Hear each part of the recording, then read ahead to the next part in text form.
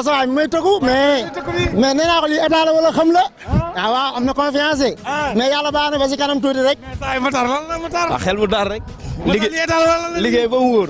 waaw indi dëgg rek. indi bay caaxaan. ñeme samay adversaire lool. waaw.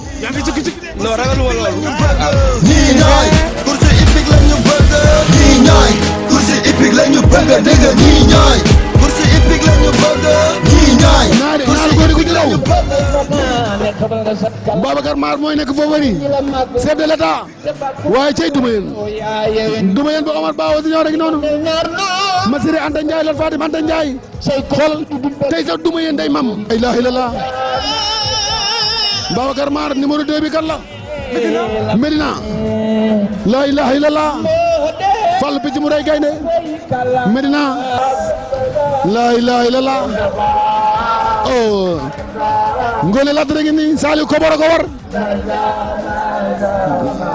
Maître Ndiaye ñëw la ilaha illallah di ko gërëm bu baax a baax li kenn musu ko gis Babacar la ilaha illallah Babacar Mar lii Amino maa ngi nii Amino maa ngi nii Amino Oma bo Omar Bawo Senior 2200 mètres Amino ma bu Iba Tamsir Bawo Medina bu Babis Niang Cheikh Tidiane Sy Medina bu Babis Niang tey nañ xool ba xam lan lay indi Babacar ñii ñooy course hippique la ñu bëgg. ñii ñooy course hippique la ñu bëgg. ñii ñooy course hippique la ñu bëgg dégg nga.